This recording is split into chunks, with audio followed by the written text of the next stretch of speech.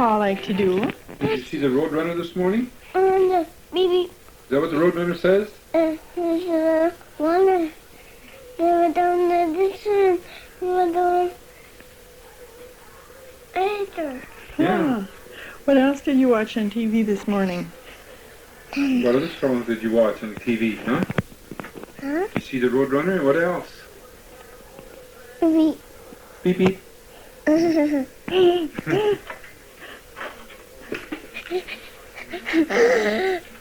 Did you see Mark today? I see what today, Mom. Did you see Ricky? I get that motorcycle. Oh, did he go on his motorcycle? Ah. Look. Yeah, there's a truck on the box. That's a nice truck, isn't it? Yeah. No. Did you go outside yet today, Paul? No. Do you want to go outside? No. How come? No. You're going to stay in the house all day? Mama talk. Paul talk.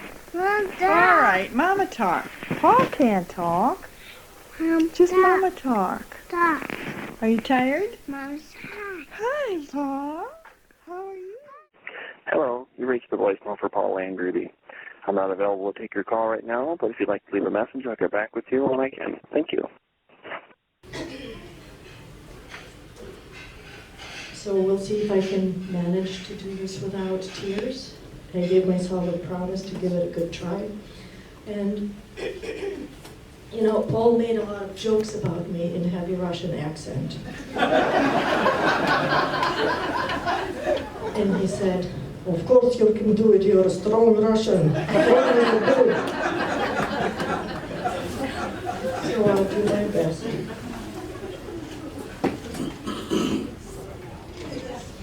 So Paul Landgrebe wasn't like other boys.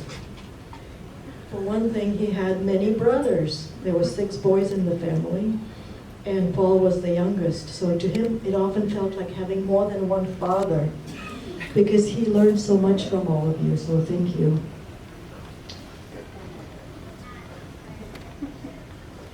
So he had and then he also loved his nieces and nephews, and that was the closest he came to having kids of his own. And he had very eclectic interests, so maybe some of you know him from your sailing experiences, or planes that you might have flown with him or saw him play with, or skiing. And you can see how passionate he was at pretty much everything he did. And he was also very humble and didn't shove any of his knowledge on the people that he loved being with. He was great at throwing parties, après-skis, but he was also very smart in many different things. But again, he was humble about it, and he wanted to meet everybody where they were. So you probably don't know about the whole scope of his interests, because he was good at sharing his knowledge in little digestible pieces, in between throwing balls and organizing après-ski events. And he was also a biker. You might have biked with him. But I don't know if you knew that he was also a mushroom hunter, and he was pretty good at that. The only being that Paul did not love in this universe were mosquitoes. But he was also good at solving problems. So here he is with the net kind of installed in the jacket, so not a problem. He was really good at picking those chanterelle mushrooms and others as well. You might have seen somewhere on one of the tables there is a dried chicken of the woods that he was also good at. I forgot to mention earlier, he had a lot of equipment. If there was a tool somewhere in the world in existence, Paul had it. And sometimes in couples, because sometimes he'd buy one and forget where he put it. So he had amazing analytical skills and patience to explain difficult concepts. And he often said, "I can fix a rainy day." And he could. And in our family, I was the one breaking stuff. And he was fixing everything. And whenever he was buying some utensil, he would say, is it Masha-proof? You know, I'm confusing everybody because I have two names. My official name is Maria, but friends and family know me as Masha. So he was very patient and loving with me when he explained how mechanical things work, because I told him up front that this is not my forte, and he did his best, and sometimes it even worked. He loved railroads and everything that had to do with trains. He loved painting them, spray painting them, and they came out very realistic. That made him very happy.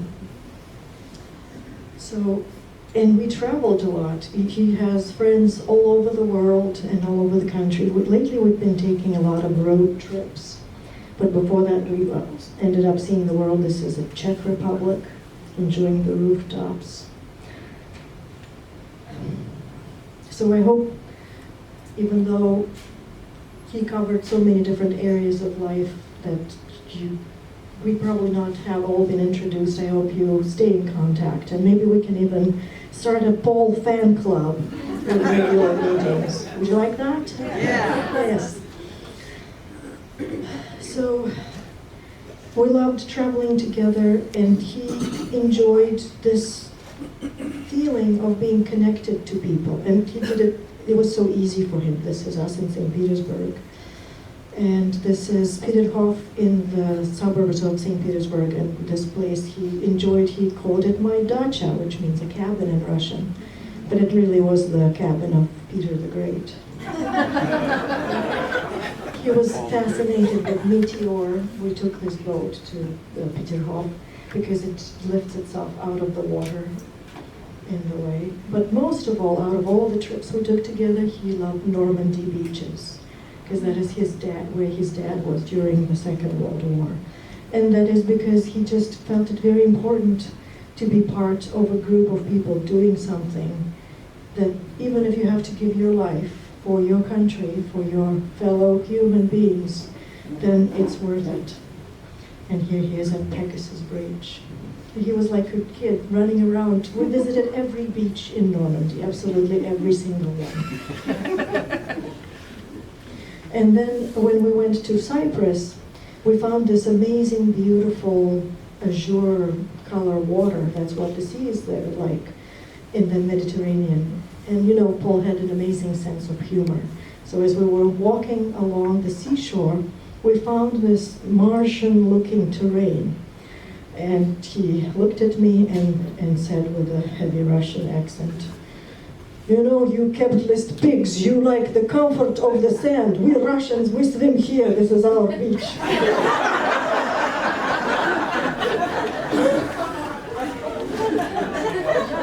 And he sent it to Dave, and they giggled about it. And of course, Dave and Paul, when these two got together, they were teenagers again. So once we were visiting Dave in Chicago, we all went to the Space Museum. And these two made me step on a vent and enjoy my dress going. And he would go, "Ha, ha, ha!"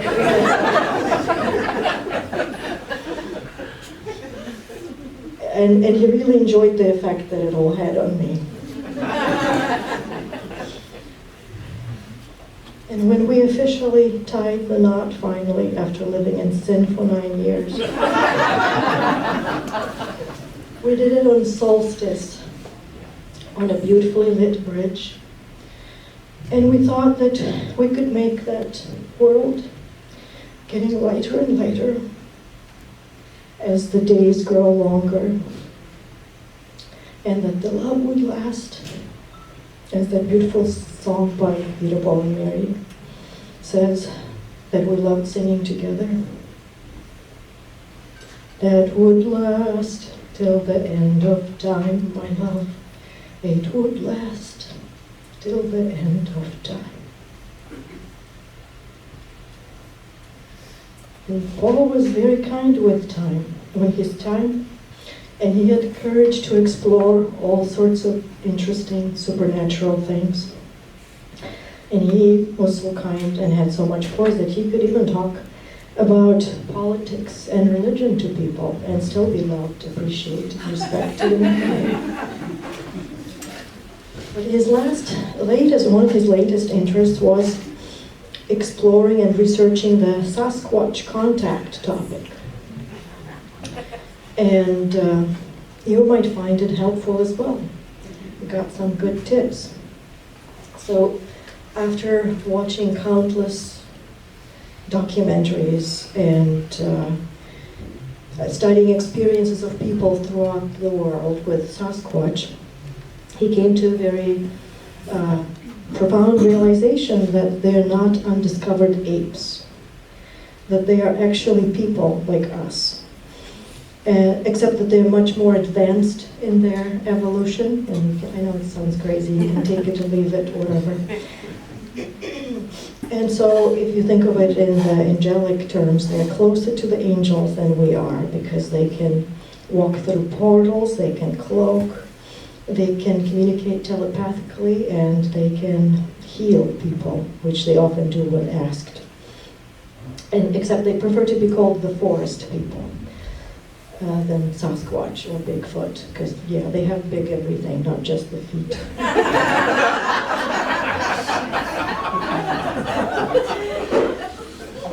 And when it comes to being furry, like, think about it, you know, the naked cats versus the furry cats. That's all I'm going to say.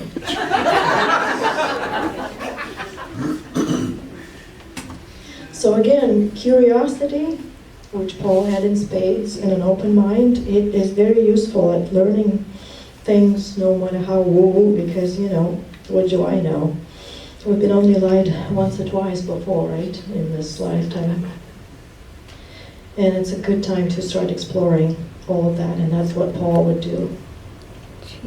So if you're interested in squatching, you check out the YouTube channel of Chuck Jacobs, Arizona. And chances are, it might turn out that you had some of your Sasquatch experiences too. Like if you had maybe found leaves at the doorsteps from a tree that doesn't grow anywhere near you, or maybe even a seashell. Or maybe you get like telepathic messages. Witchcraft. Just open up to possibilities. So we had some experience, maybe you had too. We had, for example, footsteps in the dark in the backyard where nobody was there, or at least not visible to us. And we were really hoping to meet them in person, in flesh someday soon, but we were joking that they wouldn't talk to us because it would cost too much. So they actually prefer when people pray, and they prefer when people pray from their heart, as opposed to in learned, memorized sentences. We were lucky enough to meet Donna Eden. Does anybody know who Donna Eden is? Introduce himself, and my name is Lori Jorgensen, and that's my husband Jay, and I've known Paul since probably 2004 when I started in IT at Tenant Company. And when I started there, I sat next to him, in the cube next to him. And anybody who's here from Tenant that worked at Corporate Woods knows how bouncy the floors were. And those of you who know how energetic Paul is, he had a certain energy with his knee. And so he's sitting at his desk, all scrunched down, and he's a programmer, and all of a sudden my monitor starts to shake. Guess what? Paul's knee's going. And I say, Paul! I don't want to scream in this thing. Mark Wire sat across from him. I don't know if Mark remembers that. And so back and forth we'd go, because my monitor would start to shake when Paul started to bounce his knee. Well, I got him back. I didn't realize that Paul had a irritation of hearing a fingernail clipper. And not that I'd sit there and clip all my nails at my desk, that's pretty horrid, but if I had a snaggy one, and I'd take my fingernail clipper out, and I thought, I can do this quietly, because I want to disturb my neighbors. Maybe 2 snips, Lori? What are you doing over there? What the hell? You know? And, you know, Paul had colorful language, as all of us in IT did. So I got him back with the fingernail clipper when he was bouncy. I have a couple other things I just want to mention. That when I think of Paul, I think of his joy of treats, sweets, and he loved Vortman wafers, vanilla wafers. If anybody knows Molly, maybe you remember, in Vortmans, he got me into those. So I'd bring those to work once in a while, because I always knew that if you fed a programmer, sometimes they would do work for you. And I had programmer chocolate and things like that. So Hershey bars with almonds, I remember he liked those. And snickerdoodles were probably his favorite cookies. So I would bring cookies to work once in a while.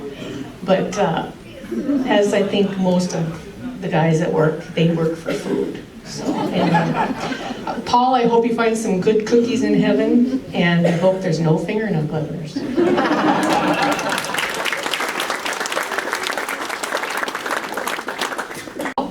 Through his activism. And I was thinking about what to say about Paul. And you know, when people pass, they want to leave a legacy. And what's the legacy you want to leave, right? What did he leave? Well, he had a family that loved him. Check. He had a great career. He was super smart. Check. He was an activist. He was active for other people. Check. He hit all the marks. But what is it about him that is the most important thing? It was about how he made everyone feel when they were around him. The interaction with Paul could be brief, but it was all about you. He made you feel better.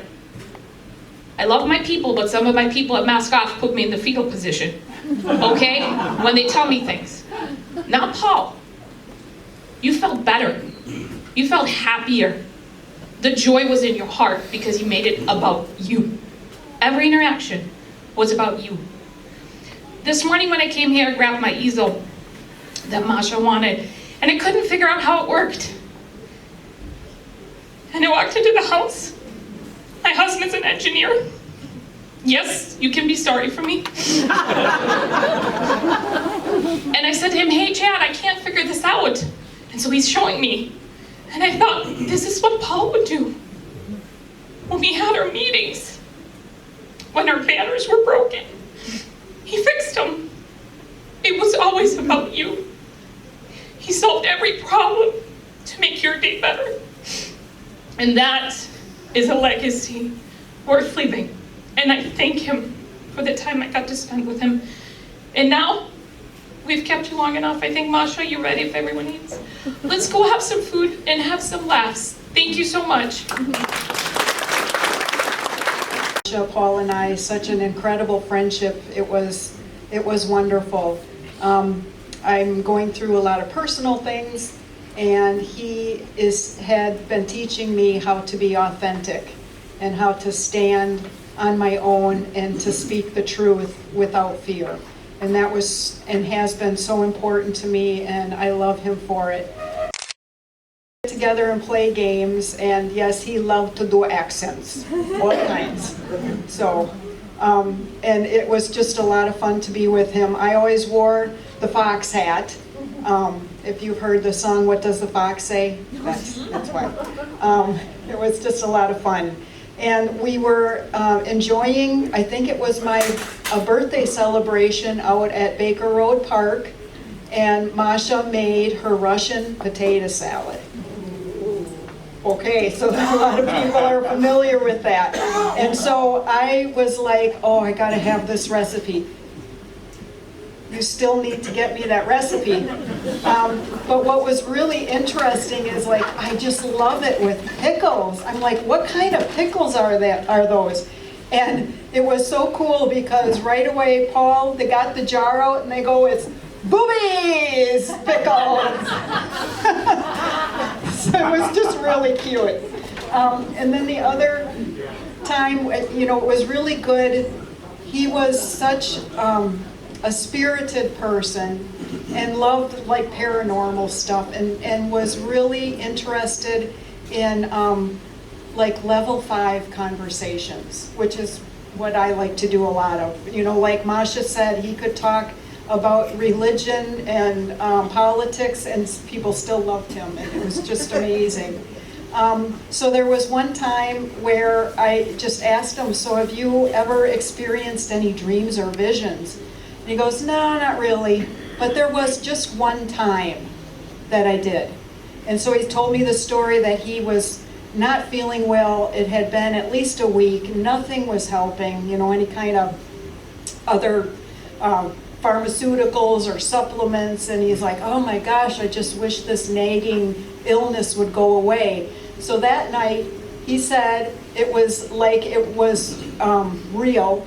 He had a vision, and all he saw was somebody's hands. I gotta get my prop ready.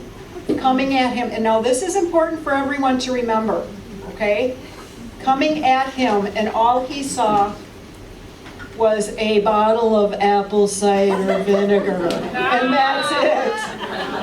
And he's like, okay, so he started taking that, and he recovered very quickly. So, but I love him so much, really miss him. He's just been a blessing, so continue to have your warm, loving thoughts and memories, and it will warm your heart, definitely. Thank you. And quick laugh. He was smart, sensitive, and had an intellectual curiosity about many things. He also loved cookies, and we couldn't keep him away from the cooling rack whenever they came out of the oven.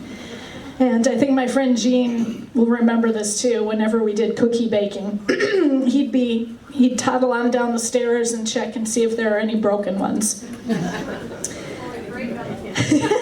Or they'd magically become broken, messed up, not fit for other humans to consume.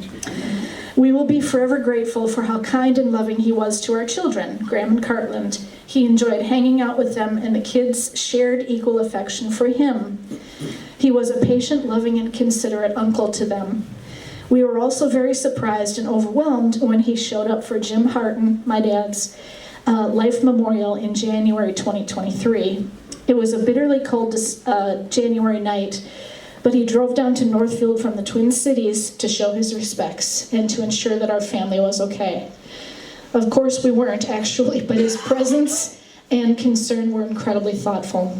It was very nice to see him, hear his nice memories of Jim, and catch up on his business and happy life with Masha. As you are all experiencing now, it is family, friends, and caring words that will help keep the loving memories of him and a life well lived alive. To be able to share our own memories with you is something we are grateful for, and we extend our heartfelt sympathies to all of you. He was a bright light whose loving gestures, kindness, and spirit will not be forgotten by us. And this is from my niece, Carly. And when Paul and I were still together, the kids were still rather little, so keep that in your memory as I relate this story. Paul was so tall, and he wore bear slippers to amuse us.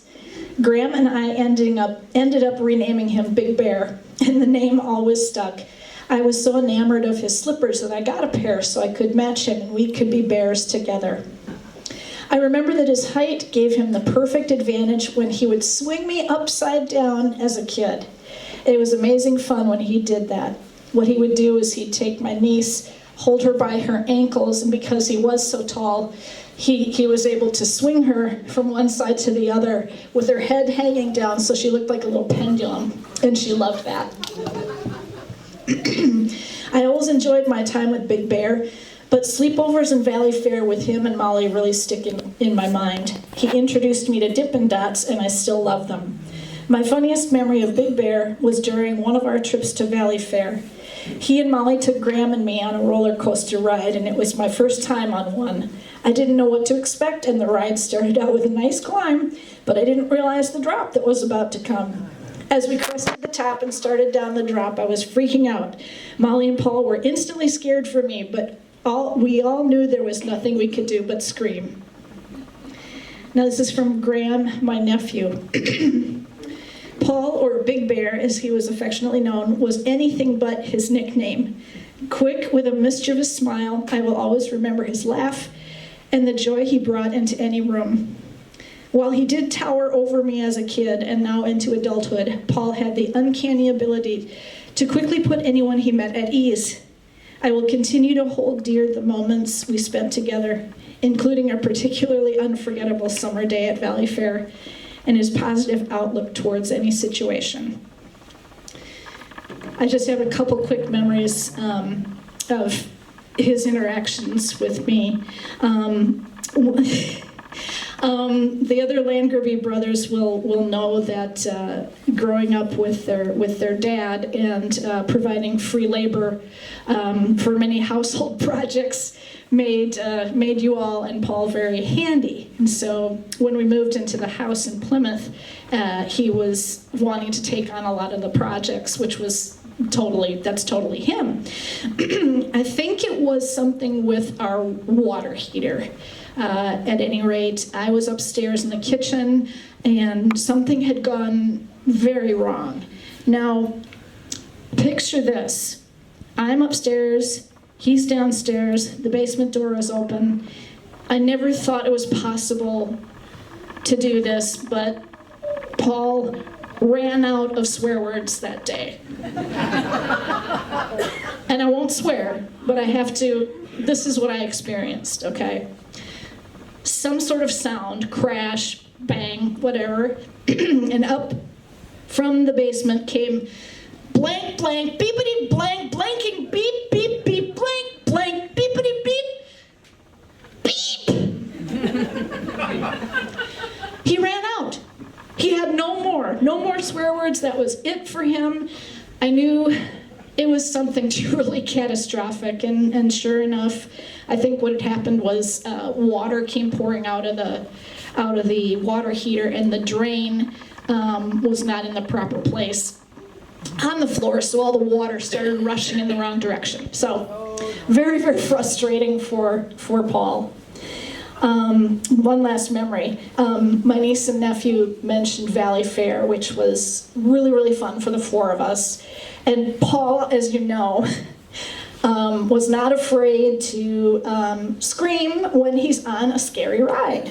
And we were at quite a few of them at Valley Fair. Well, there was this one, I don't remember what it was called, but it was where there were like little carts, and it wasn't like an up-down roller coaster, but you'd go back and forth very, very quickly. So quick turns to one side and the other. So he was up there with my nephew Graham, and my niece Carly and I are down here on the ground. And so here's this great big guy with my little nephew next to him, and the way the sound carried, it was like this. Here's Paul. I'll try not to blast your ears.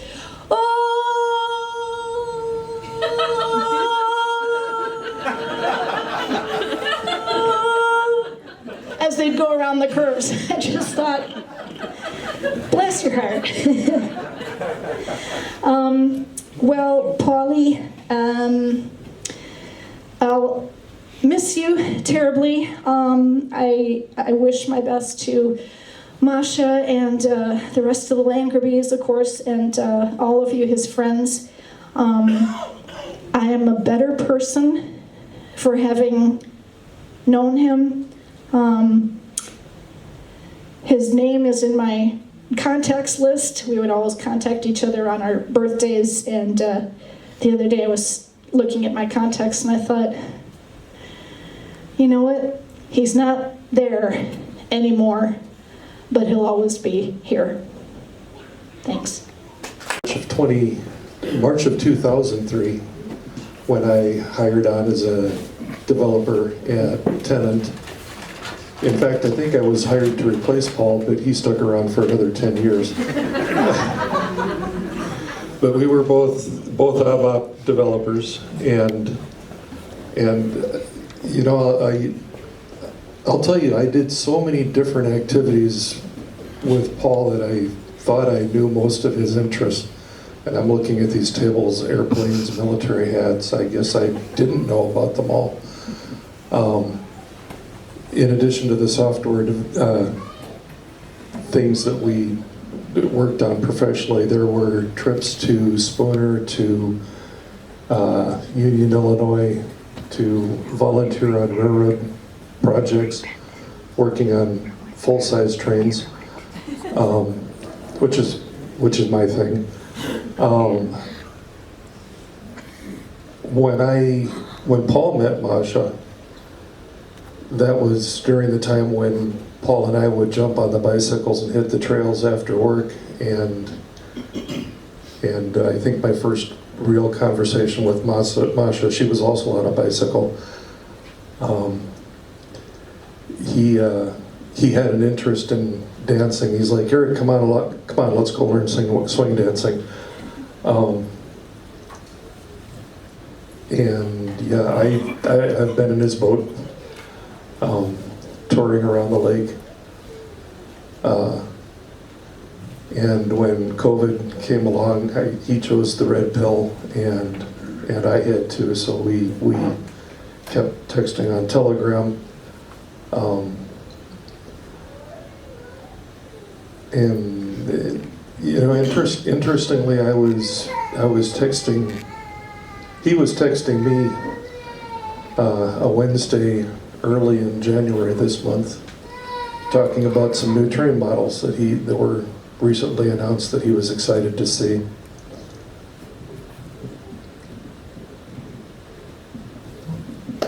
And I so thankful to be here.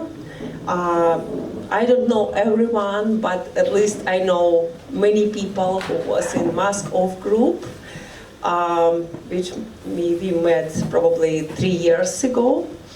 And I met Paul here at Mask Off group around 3 years ago. He was always cheerful, always happy, with a big smile and hugs. He will remain in my memory as a best friend. His hugs never forgettable. When I found out that he was gone, I could not believe that it happened so quickly and there was no chance of saving his life. Personally, Paul's death at such an early age made me think that I am too temporary on this earth. The time will come when God will meet me and each of us. Each of us will come to this sooner or later. We never know our last hour of life. I don't know about you, but for me, this is a signal to be ready every minute to meet Jesus. I would like to wish all of us to think about eternity today while we are still on the way.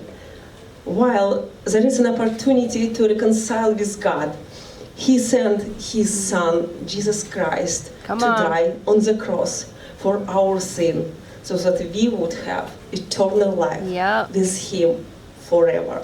I wish for everyone meet Jesus Christ today. Thank you, because we still living, we still have time to meet Him and be with Him forever after this life is done.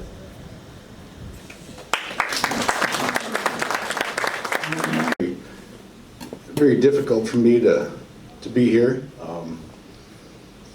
Friends with Paul for 50 years. I mean, I know I'm old, but it doesn't quite seem like I'm that old. Funny story though. It's a fishing story, so it's kind of a common theme with Paul. This is like 7th or 8th grade. Paul and I were on the golf team, and we sucked. There was just no getting away around that. We were, you know, on the B squad, so every day we'd go out and we'd hit the course and we'd practice, or we should have been practicing. It happens that there's a river that flows right through the golf course. So one day we're like, yeah, we should bring our fishing poles. We're going to be at the course anyway. So we brought our poles and our golf bags, set out, and we started fishing. And Paul hooked something and didn't know what it was. He's like, I think I got a snag. And he's like, nah, the line is moving. So he fought the thing, and it was moving. So after a while, I went down, I kind of got right to the water's edge, and I grabbed his line, and I started pulling on whatever this was, and sure enough, there was something on there. And we got it up, and it's a huge snapping turtle that he had caught. So we pulled the thing up onto the shore, and we're like, okay, now what? So, well, we got to get the thing unhooked, you know, so we go over there. I don't know if you guys know turtles, I'm a nature nerd, but when they're pissed off, they hiss at you. You know, doing that thing. It's like, oh, hell no, we're not getting close to this thing. So we just ended up cutting the line and then going about our business. But I don't know if it was at the end of that practice or the next day, the coach came up to us. Hey guys, heard you guys were fishing out there on the golf course. Yeah, we were. Well, you're not going to be doing that again. So maybe that's the reason that we sucked, but it's a perfect example of the type of person that Paul was, the type of person that I am. We're two peas in a pod. We've been doing this for many, many years together, lots of weird stories and whatnot. But anyway, I thought you guys would appreciate that story.